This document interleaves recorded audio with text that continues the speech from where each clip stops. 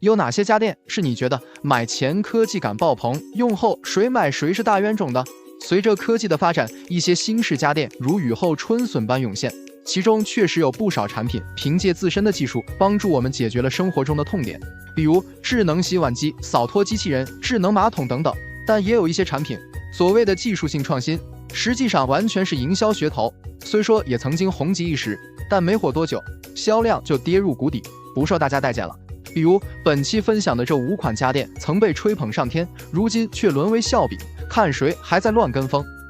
储水式管线机。管线机在这几年里可谓是风靡一时。所谓的管线饮水机，其实就是过去桶装饮水机的升级换代产品，只不过外形更加小巧，不占地方，颜值也高，而且比传统烧水壶更加方便。不但水温可调节，而且可以设置温度，无论是冬天泡茶还是夏天喝冰水，都能随用随取。但现在越来越多的人发现，其实管线机的水并没有想象中那么干净，很多人买之前都以为它是没有水箱的，等用过一段时间发现水发黄有异味，打开盖子检修时才知道是带有储水箱的。说句实话，这也是管线机天生的缺陷，水箱不能彻底清洗，管道日积月累，越用越脏。话说回来，大家愿意花大几千块投入管线机，说白了无非是想喝一口干净的水，连这点基本需求都无法满足的情况下，最终沦为笑柄，也真心不冤。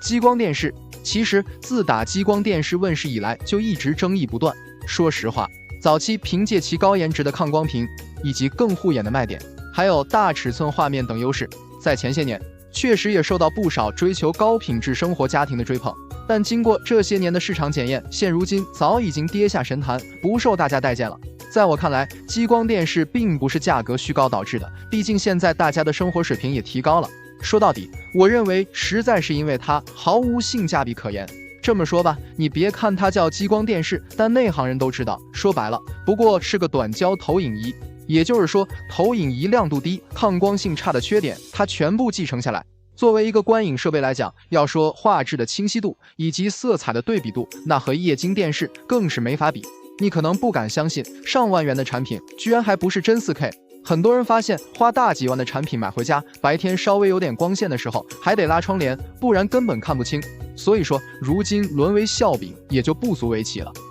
洗烘一体机。所谓的洗烘一体机，其实从名字上不难看出，说白了就是一台机器，兼顾了洗衣和烘干的2项功能。关键是价格还不贵，与洗烘套装相比也更加节省空间，一度成为中低收入家庭以及小户型的首选。但很多人买回家用过之后就直呼上当了，主要原因就是缺点太多，鸡肋得很。首先，烘干容量小也就算了，耗时还很长。其次，你别管几件衣服，连洗带烘，动辄1-2个小时。还有，它的烘干效率也不高，搭载的还是最老式的冷凝烘干，烘干后的衣物缩水严重，还皱巴巴的。还有，这种一体式的机器最大的问题是没有绒毛过滤器，这就导致它的风道特别容易脏，清洗也比较麻烦，特别容易造成衣物的2次污染。这些实打实的缺点也注定了它的落寞，如今也沦为家电行业的笑柄。顶侧双吸油烟机。这种外观形似7字形的新式烟机，说简单点，就是一套烟机拥有2套动力系统，既兼顾了顶吸烟机的美观性，同时还具备了侧吸烟机排烟能力。不可否认，这种烟机的排烟效果和美观性确实都有提升，但技术方面还不是很成熟，也就是说噱头大于实用。就比如所谓的顶侧双吸，实际上油烟没扩散前就被侧吸口吸走了，根本到不了顶部，上面的顶吸配置就显得很多余。另外，工作时同时启动双系统产生的噪音非常大，体验感非常不好。还有就是双系统的烟机，因其结构复杂，导致故障率非常高，维修更换的成本也高，而且自身的售价也不便宜，与技术成熟、性能稳定的传统烟机相比，实在无优势可言。所以如今沦为笑柄也合情合理。